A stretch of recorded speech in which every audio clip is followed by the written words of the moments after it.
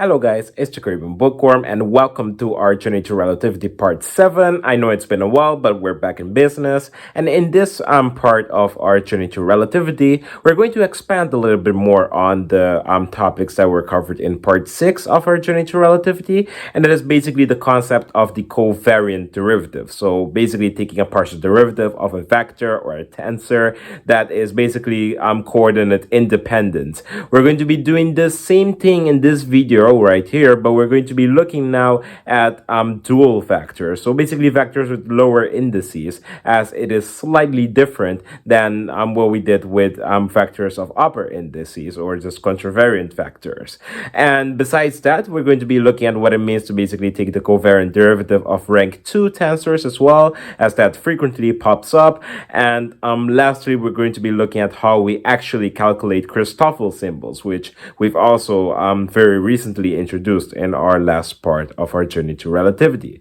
So without further ado, let's get into it. So if you can recall basically the end of our journey to relativity part 6, we basically saw how basically the covariant derivative of a vector with an upper index of I, say if it's with respect to xk, that would equal to this expression right here, which would be the coordinate variant or the coordinate dependent partial derivative of the vector right here, along with this component right here, which has this uppercase gamma factor right here multiplied by the component j of our vector right here. So this basically gives us an expression for our covariant derivative when it comes to uppercase vectors. But what now if we want to find the covariant derivative of a lowercase vector, so say v with a lower index of I? What would that look like? That is in essence the first thing that we want to look at today. And the way in which we will try to build up the logic for this is by initially saying, say if we have our vector vi right here, then one thing that we know that is an important property of vectors is that basically its norm should remain coordinate invariant. So its norm should remain the same regardless of basically which coordinate system you're using. So for example, if we have a vector v right here and we're taking the dot product of v with itself, what we should get in the end is an expression that looks like the following, where we have basically the components, the respective components of the vector multiplied by itself. And this would be the same as having the initial bit right here with a lower index and the final bit here with an upper index. So this already shows us that basically regardless of regardless of the where you put the upper or lower index, you should, in essence, the norm should remain the same. So knowing the fact that the norm of this vector v right here should remain the same regardless of where you place your vector, this means that if, for example, you have a coordinate system like so, and you have your vector v right here, if I parallel transport my vector v to this point right here without changing its magnitude, then that means that basically the length of this vector v, or let's say if we call this v prime, the length of the vector v prime should be the same as the length of the vector v right here. So in other words, this right here, so v, the norm of this vector v prime right here, so let's call that the norm of the vector that is parallel transported. We're going to use shorthandedly pt as we did in our journey to relativity part 6, just means parallel transported. This should be the same as having the original norm of our vector v right here, so vi, and that minus basically a small incremental change of our norm. The small incremental change is the same concept that we did in our journey to relativity part 6, and this just basically means that we took a very, very ridiculously small change, and we shifted the vector in essence. This delta factor right here represents basically the fact that we parallel transported the vector to a location right here. So in essence, if we were to draw like a small little work line right here, then the delta factor right here would represent this difference. It would represent the difference of taking this vector v right here with this right here, giving at the end the parallel transported vector v right here. But since their norms are the same, the norms of vector v and this are the same, that means then that this vi, this component right here that is parallel transported, it should just remain the same as just the original norm, since that's what we postulated. And if that is the case, that means that this term right here has to be equal to 0. And that is what is going to be the case. That is what we're going to be working with. We're going to say that the component right here, the small delta factor right here, is going to be equal to 0. And because we're talking right here about small incremental infinitesimal changes, you can think of this as almost basically taking the derivative of whatever you have inside right here. So when taking the derivative, we can talk about doing things like the product rule, and that is exactly what we're going to be doing here as well. So if we have to take the product rule of this, then what that would look like is, of course, the following. So taking the product rule of this factor right here would basically give us, well, one factor in which we take the derivative of this, multiplied by just this, plus a part where we take the derivative of the other term, multiplied by, well, the first term right here. And all of that equals 0. So this is something which we are already somewhat familiar with, this factor right here. As a matter of fact, if you recall our Journey to Relativity Part 6, if you don't, please do check this bit out because all of this is tying into each other. But in that part of our Journey to Relativity, we said that if we have this delta factor right here with the vector of the uppercase, then it's proportional to basically the vector v with a component of j multiplied by basically a delta x k component right here. And in essence, the proportionality constant that we're going to be using, so if we set this equal to this term right here, the proportionality constant is going to be our uppercase gamma, in which we have a free index of I right here, and our two dummy indices of j and k, basically the Christoffel symbol. So this is basically an expression in which we can plug into our equation right here to get a new expression for our equation. So all of this is basically connecting the dots from our previous part onto our new formulation right here. So what we're going to have right now is, if we substitute this expression right in here, we're going to get the following. Now that we have substituted this expression right here into our original expression, the question then becomes, what do we do from here on now? Well, we need to think as to what we want. What we want at the end of the day is basically to find this delta vi component right here, because this delta vi component is going to give us what we want in order to express basically the covariant derivative, you could say, of our lowercase vector, and it's going to give us whatever needs to pop out on the Christoffel symbol end of things right here. So that's what we're interested in looking for when we're doing all of this steps. So we want to find for this delta v lowercase I right here. And how we go about that is, well, firstly, we can tend to cleverly notice that basically right here we have a dummy index of I, because the I pops up, well, 2 times. It can indicate summation. It indicates summation in this case. So that means that we can rename our index of I right here. We can rename it and call it an index of J, actually. So the J basically is the same as the J in which we have right here.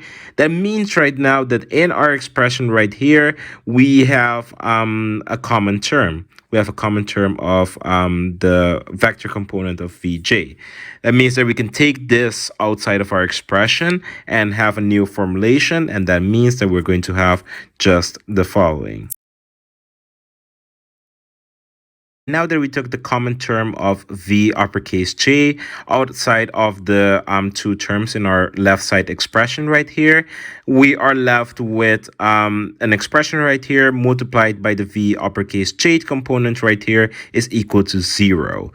Now, because we know that this component right here of this vector, it has to be a non-zero value, we know then that this expression, so the Vj, is not what we're interested in defining to be 0 in this case. So in the case of A equals 0 or B equals 0. In this case, the B, which is Vj right here, that would not be equal to 0. So we're going to be setting this expression right here to be equal to 0.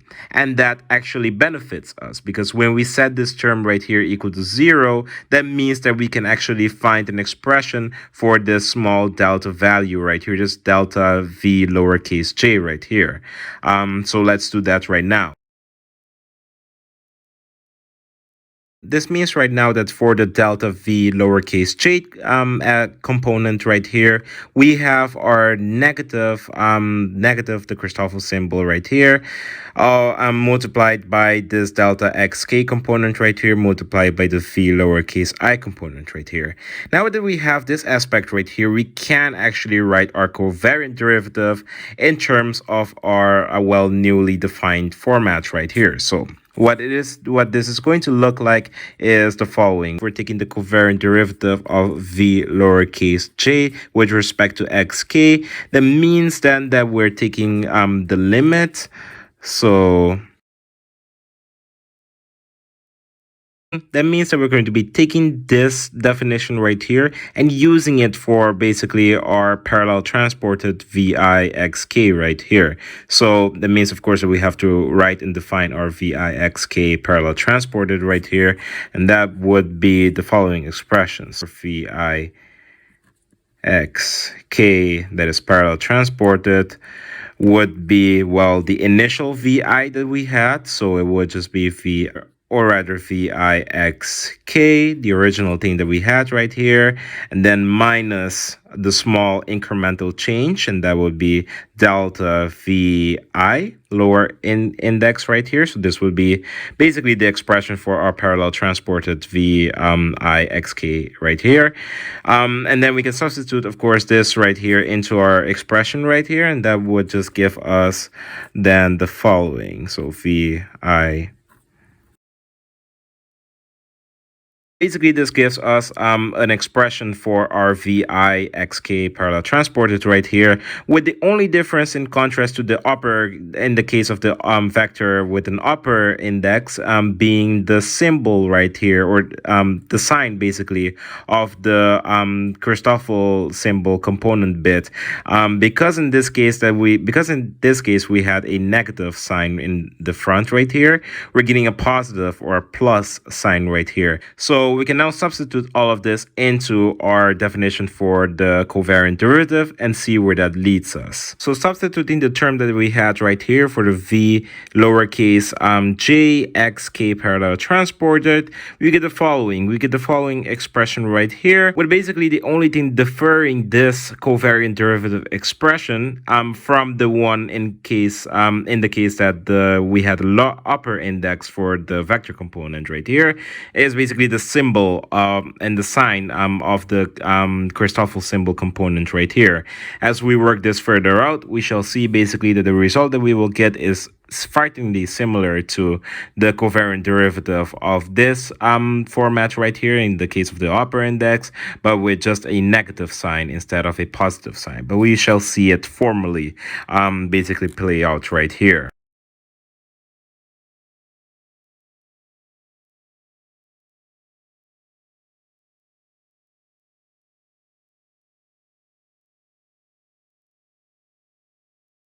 A quick note before we continue right here is basically that because, again, in the same way that we did for the uppercase vector component bit of finding the covariant derivative right here, because we have right here, because we have a dummy index of k right here, we can change basically the name of the index and call it something different, say perhaps q, and call this index right here q, just for the clarity's sake that we can change the fraction component right here and make it a q instead of a k basically, and we can change it right here as well. And now we can further progress and write the rest of this bit right here.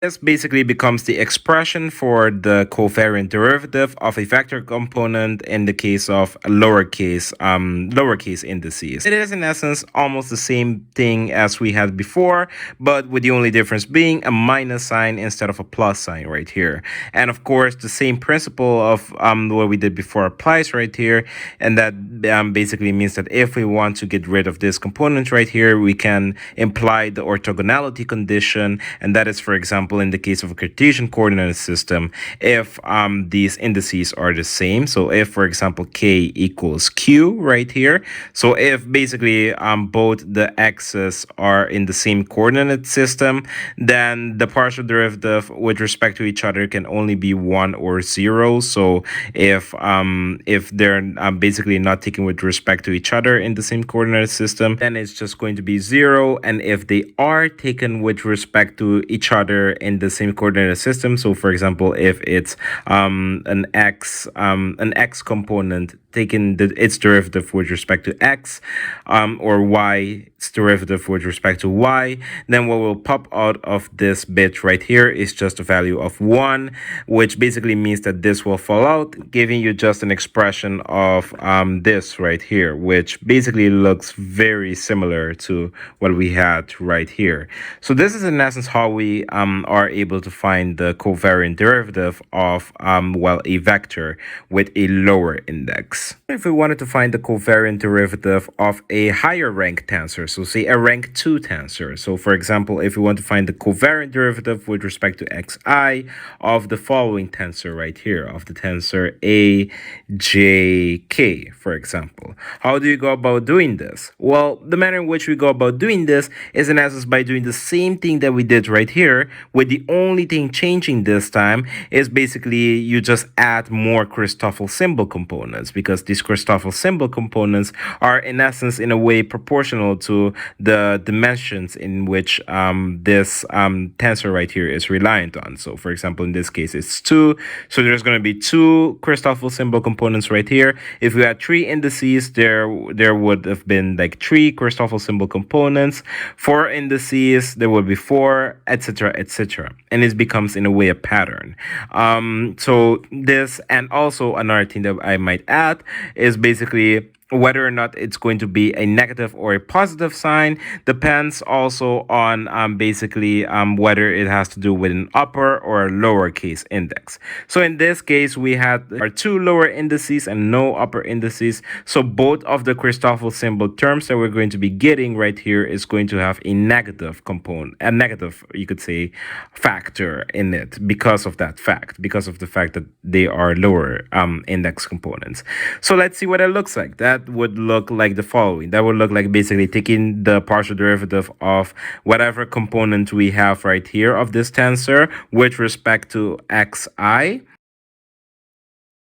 And then basically we want to have our first Christoffel symbol component, and what that would be is the following. Basically this Christoffel symbol element basically being a negative sign, because of course we have to do with a lowercase index, but the reason why we have 2 Christoffel symbol components right here instead of just 1 is because we're going to be taking it for the case of each and every one of these terms right here. So for example, in this case, we have the A and K, in which we select, for example, the N right here to be basically the index of J. So the index of J that we have right here. So in notation sense, what that looks like basically is, because we're contracting, we're doing summaries, you could say, of selecting the choices of N right here. Then we have, for our upper index of the Christoffel symbol, we have the index of N. And right here, we have that which we're converting to make it N. Basically, in that case, it will be J. And the same philosophy would apply for the second Christoffel symbol component. So even if that sounds a little bit confusing, you will see how I will do it the second time, and maybe it makes a little bit more sense. So again, we will call a random index of this tensor A right here, N. And this time, because we already chose J right here, this time we will select our K to be basically the one in which we select and call N. So the thing that's left over then is the index J, and that means right here we have to denote K because that's the one that we selected, and right here we have to denote a random, you could say a random index, which we will choose Q again. And this basically would be the covariant derivative of our rank 2 tensor of a lower index of JK. Now let's take a look at this, but now for an upper basically rank tensor. So let's say we want to take the covariant derivative with respect to K for a tensor of QP.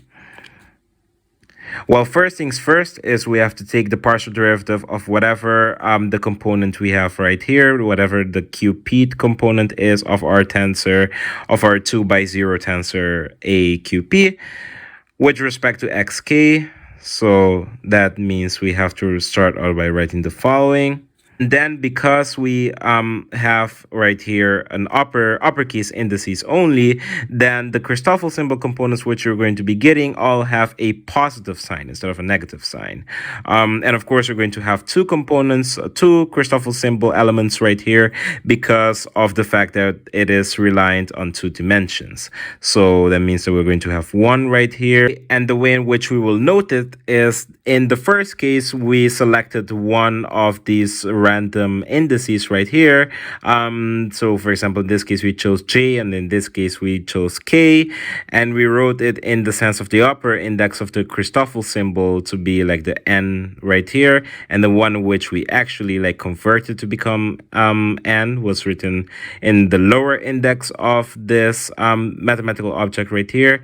In this case, in the case of upper indices, we're going to be doing a slightly different notation, and that means that, for example, if for example I want to select my Q index right here, I will actually write my Q in the upper index case and not in the lower index, and what I'm going to be substituting it for, that is what I will be writing in the lower index, and of course a random variable of, say, let's call it I. So that means then basically, because I select Q initially, that I will write N right here instead of Q, and then the leftover index of P right here.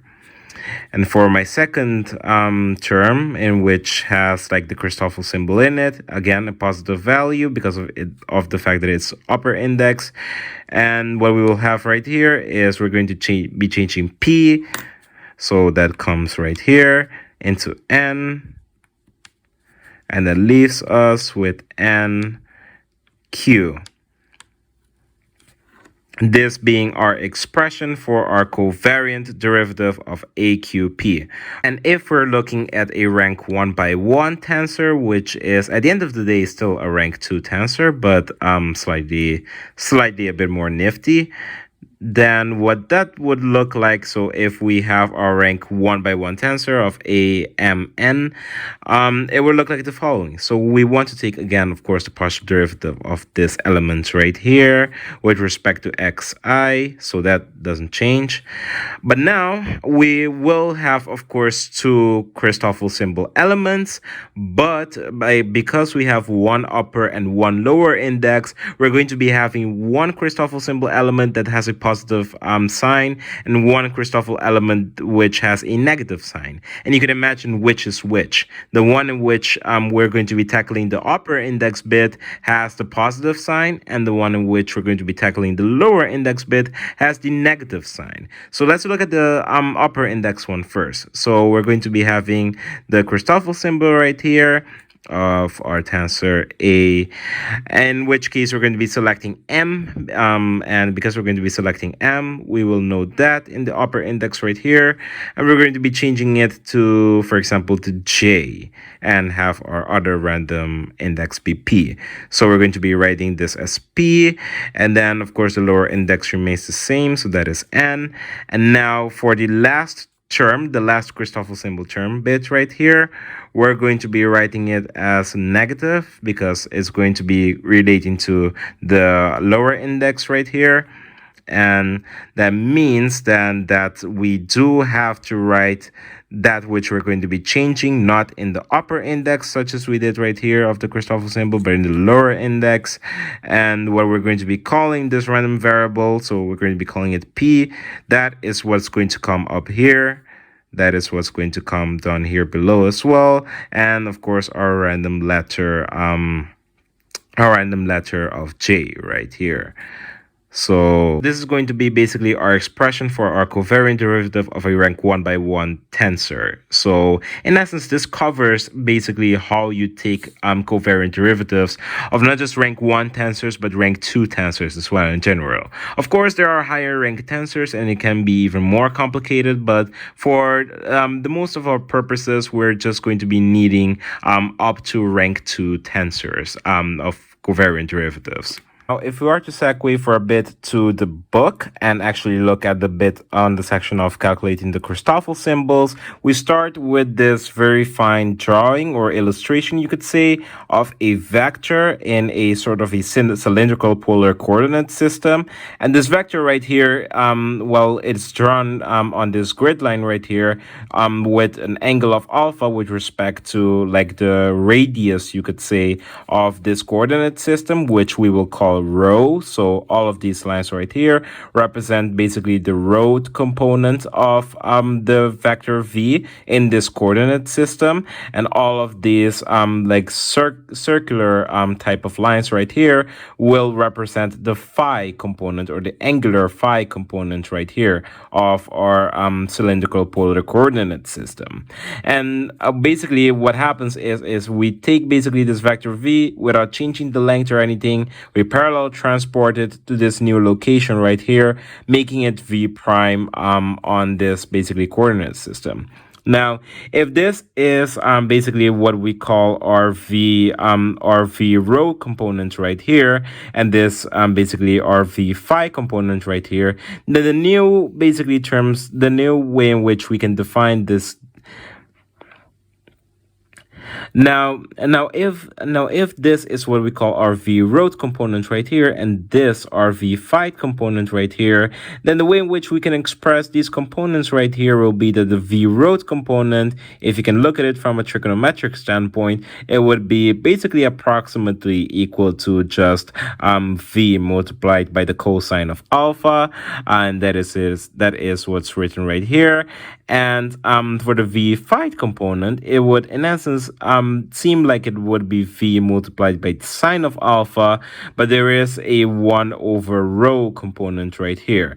And this 1 over rho component right here, as explained in the book, at least in an intuitive matter, it has to do with what happens if you make the rho component, well, infinitesimally large.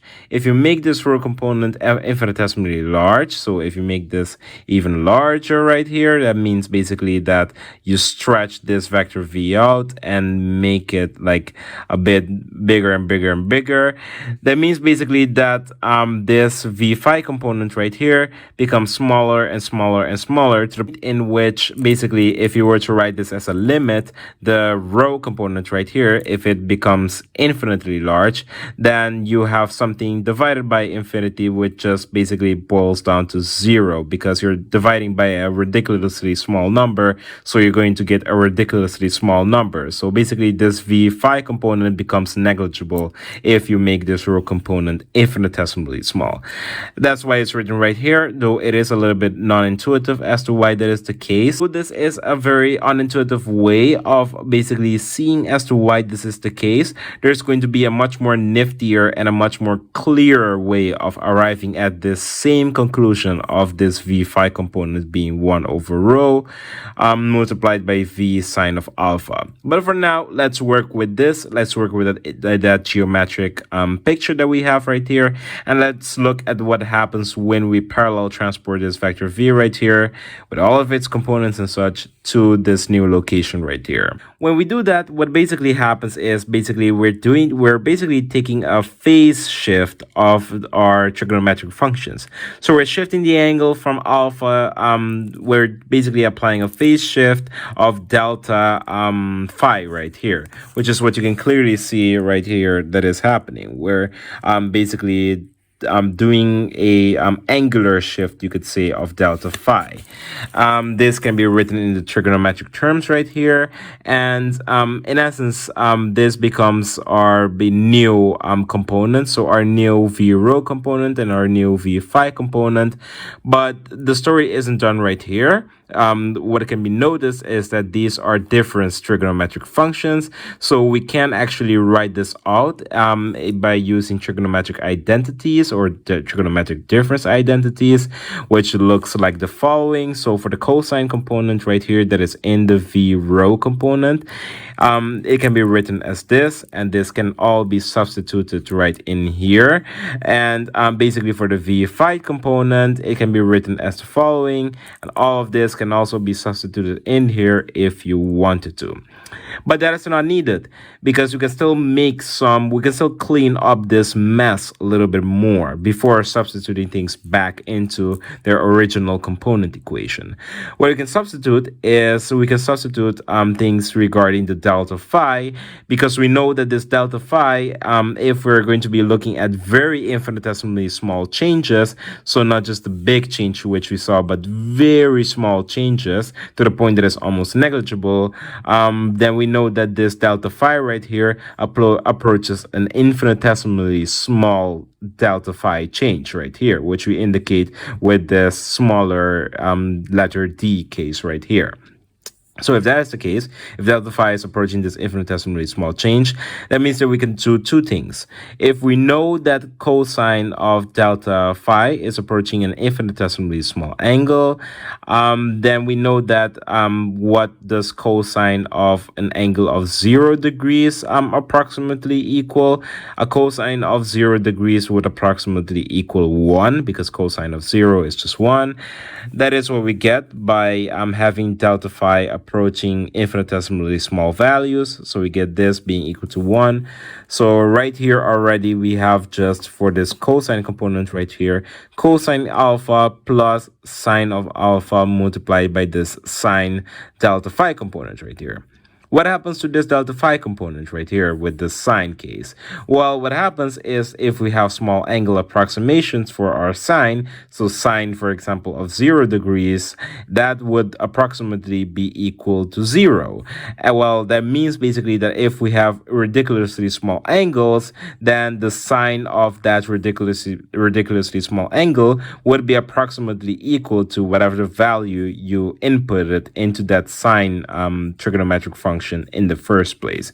So basically, sine of delta phi in the case of infinitesimally small changes would approximately just be equal to delta phi, which you can see right here. Sine of delta phi approximately equal to delta phi, be giving us basically a cosine of alpha plus sine of alpha multiplied by delta phi right here, and that all can be plugged into our original expression for our v rho component of the parallel transported vector v. That is what we can see right here, and the same thing can be done right here. We have sine of alpha multiplied by 1 minus cosine of alpha multiplied by delta phi. This can all be substituted in our v phi component right here, giving us this expression right here. So this is a way in which we can very powerfully note the components, the rho and the phi components of our parallel transported vector v. And now what we can clearly see emerge is if we multiplied the v by the things which are inside the brackets right here, and the v over rho by the things which are inside the brackets, we can see that we have two v terms, so v cosine alpha plus v sine alpha delta phi, and we also have v over rho times sine of alpha, and the same times minus cosine alpha delta phi. Well, we saw that this v cosine alpha is, well, actually equal to v rho, if you can recall correctly. So basically, this can be substituted right here into our v rho that is parallel transported. Now, what about this v sine alpha right here, delta phi? Well, this v sine alpha, it looks a lot like our v phi that we had, but the only thing is that v phi was basically equal to v sine alpha divided by rho. So the way in which we can get this v sine alpha is by multiplying v phi by rho. Now we can take a closer look at the v phi that is parallel transported component as well, and that basically has this bit right here of v divided by rho multiplied by sine of alpha, and this is in essence just v phi that is not parallel transported. And now we have basically a v divided by rho multiplied by cosine alpha delta phi, and this right here is equivalent because we have v cosine alpha right here. This v cosine alpha is the same as v rho, so this is equivalent basically to having 1 divided by rho multiplied by v rho. So seeing all of that, we can basically write these parallel transported component bits right here as, and this right here is exactly what they wrote for the parallel transported v rho and v phi in the book right here. As you can clearly see, it overlaps very nicely with what we got. So this is a way in which we can write again more clean in a more clean way our parallel transported components. But the main reason why we're doing all of this is because we can notice right here that this very much looks looks like the format in which we had before, and that is basically that we have an original component right here and a component after applying like a transformation of some sort. So we have a delta v component right here, so a delta v rho component right here, and a delta v phi component right here. So in other words, we can see right here that the delta v rho component right here has to be negative rho v phi delta phi. And the reason why it's negative is because we remember that this right here has to be a component minus the delta v rho in this case. So if we have to have this be negative something, that means that if this has a positive value, then the only way you can get a positive instead of a negative right here is if this right here is a negative in itself, because negative times minus something that is negative is just going to give you a positive value. Now for this right here, this has a negative value, so that's already fine, and this is going to be our delta v phi component, which is going to be proportional to this right here. Meaning that basically, if you can notice, you have our v phi and our delta components right here. So these this negative rho and this 1 over rho will be our proportionality constants, you could say. So these actually correspond to the Christoffel symbols of our delta v rho and our delta v phi components. And that is what is written right here. So if you can notice, for example, the Christoffel symbol of our v rho, which will be our free index right here, with basically both of these components being dependent on phi, that would just be negative rho. And our Christoffel symbol right here for our delta v phi, with free index of phi right here, basically, and 1 basically component depending on rho and one depending on phi. The proportionality constant would be 1 over rho, hence why the Christoffel symbol will be this as well. Now, in order to find the Christoffel symbols in the manner which we did right here, we had to use a lot of trigonometry. We had to use difference. We had to use trigonometric difference identities. We had to make certain assumptions. We had to have insights, and this is a lot of steps. So there must be a more elegant way to tackle this, and there is. Of course, this involves a little bit more abstraction, but so does every powerful mathematical technique, you could say, of doing things a little bit more straightforward. And we're going to be looking at a technique, such a technique at least, of doing so and finding Christoffel symbol right now.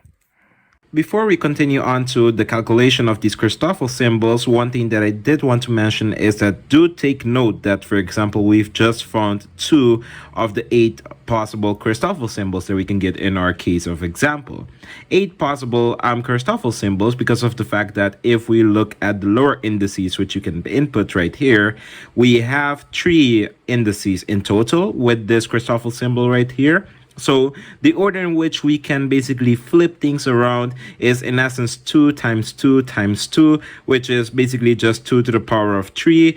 And that basically tells you that, okay, there are 3 ways in which we can orient and change basically the order of these Christoffel symbols. Of course, some of them might be the same as the other one, but it's still something that we need to take consideration of when talking about this. So now let's actually go on to the calculation of the Christoffel symbols. So before we go on to calculate the Christoffel symbols, there are 2 things which we need to take in mind. And one thing is, for example, what you can see right here, that we say that for one Christoffel symbol with an index of upper index of I right here and lower indices of J and K, well, that would be proportional or equal to the Christoffel symbol, again with the upper index of I, but with the order of the lower indices reversed. This has to do with something known as the torsion-free condition, which is not very thoroughly explained in these first chapters at all. As a matter of fact, it is only explained in the later chapters, as it has something to do with the actual curvature of the space you're dealing with and such. This torsion-free condition is in essence only applicable to Euclidean spaces, so flat spaces. For that very same reason, this whole condition of the torsion-free case is not thoroughly explained until chapter 7, because chapter 7 is where we're going to be looking at curved spaces or non-Euclidean spaces. Another condition which we will have is that the covariant derivative of the metric tensor will be equal to 0. This has to do with something that we will call the metric compatibility. Well, 2 things need to be said right here. Well, firstly, why are we talking about the metric tensor again? And secondly, why does the covariant derivative of the metric tensor need to be equal to 0? Well, onto the first question, why are we talking about the metric tensor? Because we're interested in basically looking at how we want to calculate the Christoffel symbol. So we're looking at how basically like the small distances in the space basically change. So if you have an arbitrary vector v and you parallel transport it in an infinitesimally small distance, we want to know how things change when doing that parallel transport onto this infinitesimally small distance. If you're interested in an infinitesimally small distance within a given coordinate system, then you're interested in essence in the line element of that coordinate system, so the smallest system which you can have. And the line element, as we saw earlier, can be related to the metric tensor, as the metric is in essence the square of the smallest distance that you can have within a given coordinate system. So for that reason, if we look at how the metric changes, then we know how like small incremental changes happen within any coordinate system. So for that reason, we want to take the covariant derivative of of the metric tensor. And the reason why, now onto the second question, we need to equal it to 0 is because at the end of the day, we want to assert that the lengths and the angles basically of this change that is happening, say of a vector moving ever so slightly, everything remains the same. So in essence, there is no change happening to our coordinate system, for example. Otherwise, you would have a non-zero value right here for the change in the metric. But basically, no, you get a 0 value because everything in essence should remain should remain in the same coordinate system. So the covariant derivative will be equal to 0 because there is no like coordinate dependent change happening. The lengths and angles and such remain coordinate invariant because we're in the same coordinate system. So given these two statements, we can now actually go into actually finding the covariant derivative of a metric tensor.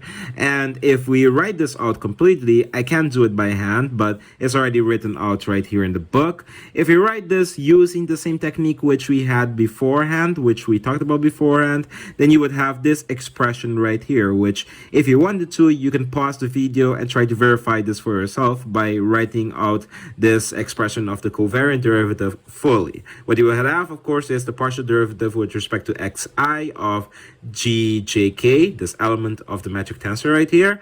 And of course, you have two minus signs for Christoffel symbol elements right here because we have two lower indices. So we have one in which we select the j and call that n, for example. So or m in this case. So they select j, make that m. You write the one in which you select in the lower index of the Christoffel symbol, and what you're changing it to in the upper index, and you do the same for the k right here in the second term. All of that equals 0. What we're interested in is, as they mentioned in the book, we're interested in finding the Christoffel symbol in essence. So the way in which you can do this is by expressing these Christoffel symbols in terms of the metric tensor, because these are the two things which we can see clearly that are very prominent within this expression. We have partial derivatives, we have metric tensor elements, and we have the Christoffel symbol. So if we want to write for the Christoffel symbols or find for the Christoffel symbols, then we can express the Christoffel symbols in terms of the metric tensor elements. And that's what they're going to be doing right now by basically just rewriting this expression right here, but with the indices being changed. So for example, instead of partial derivative with respect to xi of the metric tensor element jk, they swap the indices around. So for example, we can now have partial derivative with respect to xj of the metric tensor gik, and you can write this whole expression for that as well. And you can do the same thing for partial derivative with respect to xk of the metric tensor gij, and write the whole thing out as well, which is basically what they do right here in the book. So basically just the indices were swapped and you write the whole expression. And of course, at the end of the day, it still equals 0 because we mentioned that, because of the metric compatibility, that the covariant derivative of the metric tensor needs to be equal to 0. So if all of this is the case, then we can try and apply a very nifty trick in order to rewrite everything that we have right here. This nifty trick basically encapsulates the fact that all of these are equal to 0. So this equals 0, this equals 0, and the expression that you saw earlier also equals 0. So in essence, if I have all of these three being equal to 0, 0 minus 0 minus 0, that still equals 0, right? So what we can do because of that fact is we can take our first expression that we have right here. So this a little bit of an expression right here, and you can subtract these two expressions from that initial expression. That basically gives us this particular expression right here, which we can work by hand. So right here we have our original covariant derivative of our metric tensor element of jk. We have written the whole thing out right here, and here we have the two other ones which we're going to be subtracting from this initial one right here, which at the end of the day, it should all still be equal to 0. So when we do that, for example, let's say we take our partial derivative element right here and we subtract the partial derivative element which we have in this expression right here, since it's just this minus this entire bit right here. If we subtract the partial derivative element, then we can have the partial derivative of this right here minus this one right here.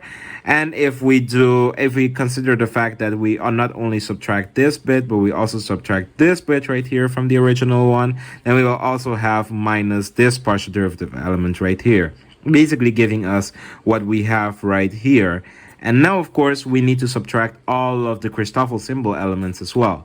So if, for example, we want to subtract this bit right here, we can see that in this covariant derivative thing that's written out, there is a particular Christoffel symbol element which has the metric tensor element of GMK.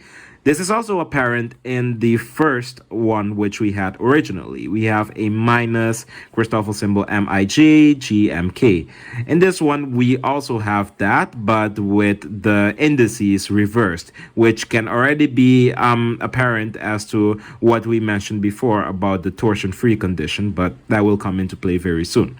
So that means if we want to group these together, we will have then, so minus the Christoffel symbol of MIJ right here, GMK, all of that, minus, because we have already like the negative of this whole bit right here, then this becomes a positive value. So we have plus minus this right here plus the positive sign of this element right here, and that can be rewritten as the positive of this minus this bit right here, which is what is written right here. So positive this minus this right here. So lastly, let's look at this third bit right here, in which we have the Christoffel symbol element of MIK with the metric tensor element of GMJ. Does that GMJ appear in this one? No, it does not, but it does appear in the second covariant derivative of the metric tensor right here. Now, same philosophy applies. Because we're subtracting things right here, that means that we have a negative sign in front of these. So all of these negative Christoffel symbol elements in essence becomes a positive. In particular, this one that we're interested in also becomes a positive. So we will in essence have a plus this Christoffel symbol element right here of MKI GMJ minus this Christoffel symbol element of MIK, basically GMJ. So that can be written right here. Basically, you can see this becomes a positive, this remains a negative. And lastly, the last bit which we have, the thing which is left over, basically we have a metric tensor element of GMI that appears only in the last two covariant derivative expressions. Now again, because we're subtracting things right here, we said that this becomes a positive sign because it's the negative minus 1 times all of this, so this becomes a positive sign. Same right here, because it is minus all of this, this also becomes a positive sign. So this in essence becomes plus this Christoffel symbol element right here plus this right here, which we can group together like so. So now that we have our expression right here for, in essence, our basically still for our covariant derivative, which is also written, you can see right here in the book. Well, one thing that you can notice is that we have grouped these metric tensor elements together, and the only thing that is changing is the order of the lower indices of these Christoffel symbols. And by implying the torsion-free condition, which we've just mentioned, we saw that basically the Christoffel symbol, when you swap the lower indices, it remains the same. So in essence, we have repeating elements right here. This equals this, this equals this, and this equals this, because the only thing that changes right here is the lower indices of these Christoffel symbols. So if this equals this, then a minus a, so a same mathematical object minus itself, that just equals 0. So this term cancels, this term also cancels, and this term, because it is two of the same, it's going to be 2 times, well, either the Christoffel symbol of mkj or jk of the metric tensor element of GMI. Basically removing all of these two terms and leaving only this term right here with the partial derivative aspects. So if we decide to basically stick with the Christoffel symbol mkj and just make this 2 times the Christoffel symbol element right here, then what we're left with is these partial derivative components plus 2 times the Christoffel symbol mkj gmi equals 0. If we want to find for the Christoffel symbol, we can isolate this factor right here by basically throwing all of these partial derivative components to the other side, to the right side of the equation. And what that means is that these two negative components right here become positive components. So positive partial derivative with respect to xj of gki and the other one as well. And the only positive one right here becomes a negative. So we have 2 times the Christoffel symbol element mkjg gmi equals, well, this expression right here. So basically we took all of these, sent them to the right side. Now what we can do from here on now is to try and get rid of this metric tensor with lower indices component right here. We can try and contract this by basically multiplying both sides by a metric tensor with a similar index, in this case of I, and with a different lettered index. So for example, n. And it has to be an upper index. So we multiply both sides by the metric tensor element g with an upper index of ni. As you can see that right here, what happens is if you do that, so multiply this side by gni and also this side by gni, what happens with this is that we can contract that, make it a little bit more shorthandedly, and we will have g with an upper index of n and a lower index of m. And because we're talking about Euclidean spaces, this is the same as the hybrid Kronecker delta that we saw earlier. So aka the Kronecker tensor that is a 1-by-1 tensor, leaving us with this expression right here, which you can substitute in our equation. And if we substitute this Kronecker tensor that is a 1-by-1 in this equation, we can recall that basically this Kronecker tensor can in essence change an index of interest. So for example, if we're multiplying this Kronecker tensor right here with our Christoffel symbol, then it is going to change its upper index of m right here and convert it into an n, making it this right here. So the Christoffel symbol of nkj. So it just changes the index of the upper index right here.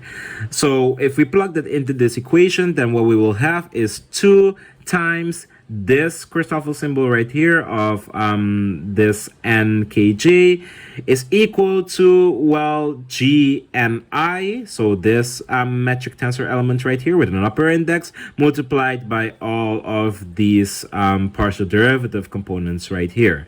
Without having to work everything out and multiply the gni by every one of these components, we can furthermore make this a little bit more neat by saying that, okay, if we divide both sides by 2, then we get rid of the 2 times the Christoffel symbol element that we have right here, so leaving us just with the Christoffel symbol. And on the other side, you get a half times gni times the partial derivative aspect right here, giving you basically the Christoffel symbol. In this way, you can calculate the Christoffel symbol for a given metric. And this is a way in which, without any trigonometric mess, you can still find out these Christoffel symbols for example, for these bits right here. So simply by defining the metric and doing this calculation, you can still come out of your predicament. And we can see how we can get these two Christoffel symbols right here without doing the whole trigonometric thing right here, by just looking at what we've already done, especially in our Journey to Relativity part 4, if I'm not mistaken. So the part about curvilinear coordinates, and also what we've just learned. So we can see, for example, that the metric tensor for the element rho with lower or upper indices is the same as the metric tensor element of the basically the metric element CZ, lower or upper index, and that is equal to 1. If you're wondering why that might be the case, you can look again at the metric tensor as defined for planar or cylindrical polar coordinate system. So, for example, the metric tensor, if you can recall, is the dot product of the two natural bases. So, if it's the dot product of the two natural bases, then if, for example, we have the dot product of G rho hat with itself, that means that we will have multiplied every component, or basically just take the square of this whole thing right here. If we take the square, that means that we will have cosine square rho and the square of this E1 hat, which is just equal to 1. Same thing for the E2 hat. So in essence, we will just have cosine square rho plus 2 times cosine rho times sine rho times E1 hat dot E2 hat, and because of the orthogonality condition, E1 hat not being equal to E2 hat just equals 0, so that 2 times cosine the rho times sine of rho term, it just falls out, leaving us with cosine square rho plus the sine square rho. That is just equal to 1. Same thing holds here. If we are to take the square of this, then basically what that just gives us is just E3 hat dot E3 hat. Also, if we take the dot product of this with itself, and that just means that we're going to just get a value of 1. Hence why these two right here, lower or upper index, since the upper index will be the inverse, so it will be 1 divided by whatever we had for this one right here. 1 divided by 1 is just equal to 1. Hence why all of this is equal to the same thing. Now for these two, let's see why these two might be the case. If we take the dot product of this with itself, then what we will have right here, very similar to the first one, is we have to take the square of whatever of the whole expression that we have right here, and very similar to the first one as well, when we have the E1 hat dot E2 hat, so 2 times all of this, so 2 times the rho times this times E1 hat dot E2 hat, because of the orthogonality condition, that 2 times term right there falls out. So the only thing that is left over is the square of this plus the square of this. The square of this with the E1 hat, the square of that being just 1, it will be rho squared sine squared of phi basically, plus rho squared cosine square of phi basically.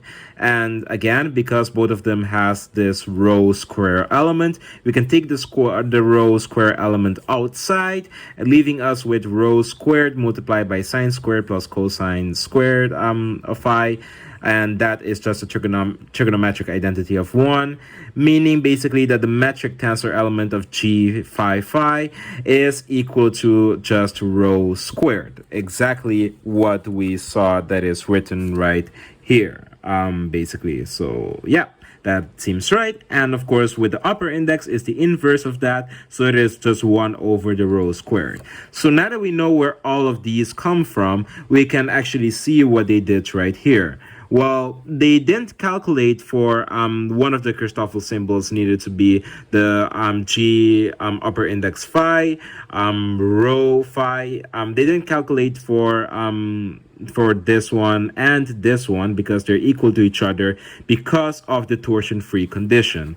We saw here that this one, so the 1 over rho bit that we could have like found right here with a lot of trigonometry, this Christoffel symbol bit right here had a lower index with 1 rho and 1 phi component right there, and also implying that we have like 8 other Christoffel symbols that we can calculate. Well, because of the torsion free condition, this already boils things down and makes it a little bit more cleaner, and making sure that we don't have to deal with a lot of these things. So if we are to use the equation which we found for the Christoffel symbol, for defining the Christoffel symbol right here, and we have all of these things defined, then we can actually find the Christoffel symbol for this right here, and that is pretty straightforward. It's just a matter of plugging in the right indices. So instead of n we have rho, and instead of j and k we have phi. So basically where we have j and k right here, we should have the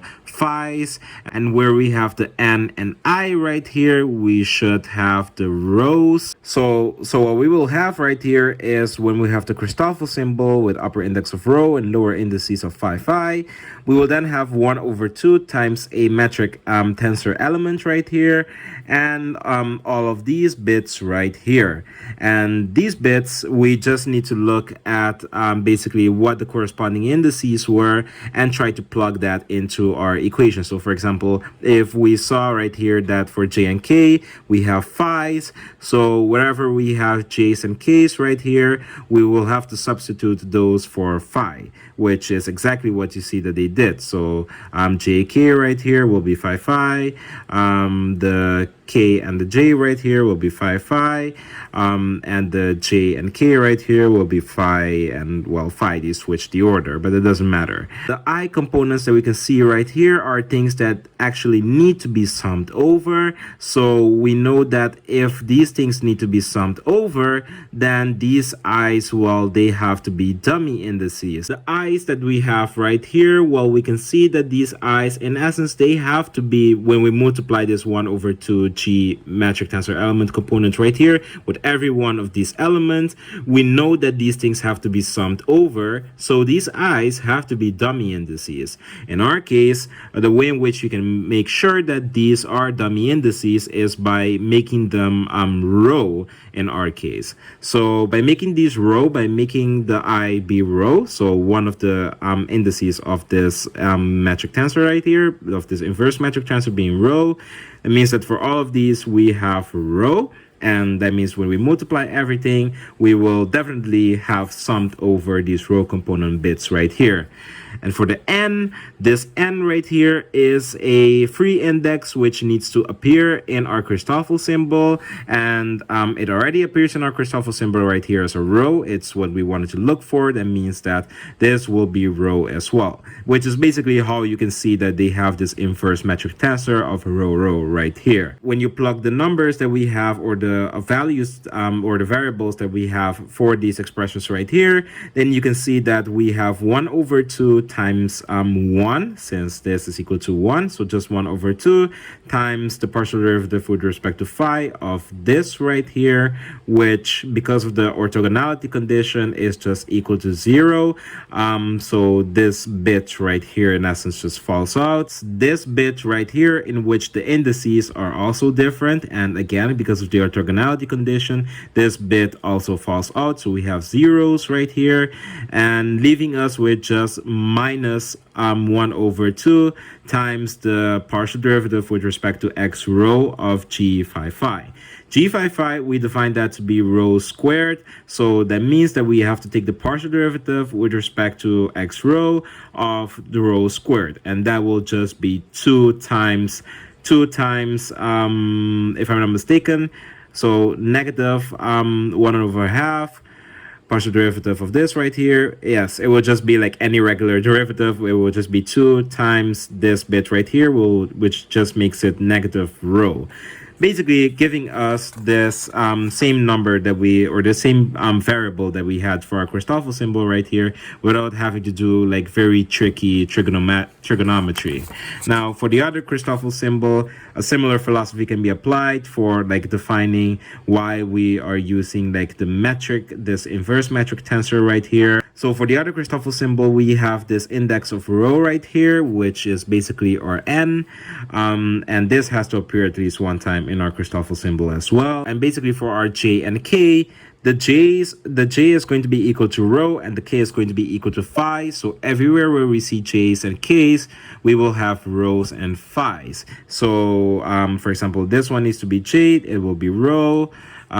This one needs to be j, it will be rho right here, and this one, there needs to be a j in here as well, so we will have a rho here as well. So that is all fine and dandy. And where we have case right here, so here in the metric tensor, here in the partial derivative, and here in the metric tensor element as well, we will need to have our phi's. So we will have one phi right here, one phi in the partial derivative element right here, and one phi right here. You can see that, or you can see how, for example, this partial derivative element right here is with respect to something, and this something, because again, things need to be summed over, we're going to set basically our index of I to be, in this case, phi. And when we do that, we can, when multiplying everything, we can in essence still have summation.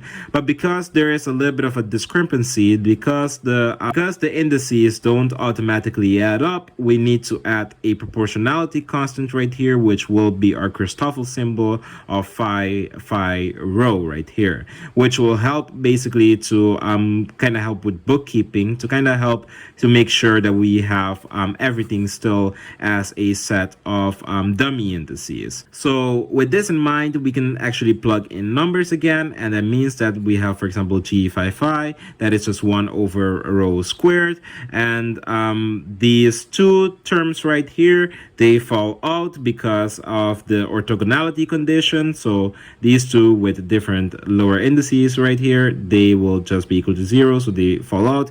The only thing that remains basically is the partial derivative with respect to x rho of g lower index phi, which is rho squared. So in essence, the only thing that is left over is basically a half of 1 over rho squared, which was basically the inverse metric tensor of this g phi right here, times the partial derivative of basically rho squared. So the partial derivative of rho squared is just 2 times rho. So 2 times 1 over half right here would just leave us with 1 over rho squared times rho, which just means we have rho divided by rho squared, meaning that we're finally left with 1 over rho, which is exactly what we saw right here for the second Christoffel symbol as well. So those were quite a bit of tensors and Christoffel symbols for our journey to relativity. I hope, nevertheless, it was still a little bit informative for you as you're learning this stuff. There is one last thing that I wanted to mention in regards to Christoffel symbols, and that is, despite practically looking very much like tensors, Christoffel symbols in and of themselves are not tensors. They are these proportionality constants, you could say, that we added into our mathematical like expressions and such in order to, say, balance out indices. And the way in which you can see that they are not tensors is by trying to apply the tensor transformation rule to a Christoffel symbol. You can see that the thing which you get is not completely complete, or does not line up with what we defined Christoffel symbols to be at the end of the day. And there are ways in which you can work this out and prove it for yourself. It's, from what I saw, a little bit tedious, but I will still try to either do this for myself or find a resource of someone that did do it and maybe put it somewhere here, or maybe let it cover the entire screen. I don't know how I'm going to do it, but I will still give you guys a worked out solution of how basically you can prove how basically Christoffel symbols actually transform. But nevertheless, hope that was interesting. For our journey to relativity part 8, we're going to be looking a little bit more into Laplacians, operators, and things like that, and then finally a little bit more into like integrals and such, and how we can use integration in this whole like formulation to even basically make a tensor of a Levi-Civita symbol, which we've also talked about in previous videos of our journey to relativity, and how that also isn't a tensor in and of itself, but we can make it into something like a tensor by using integration. So hope you look forward to that, and thank you again for watching my videos. If these are interesting to you, please feel free to subscribe, give me a little bit of feedback, tell me about how you're going about learning this topic as well, and I look very much to see you guys very soon again. Bye.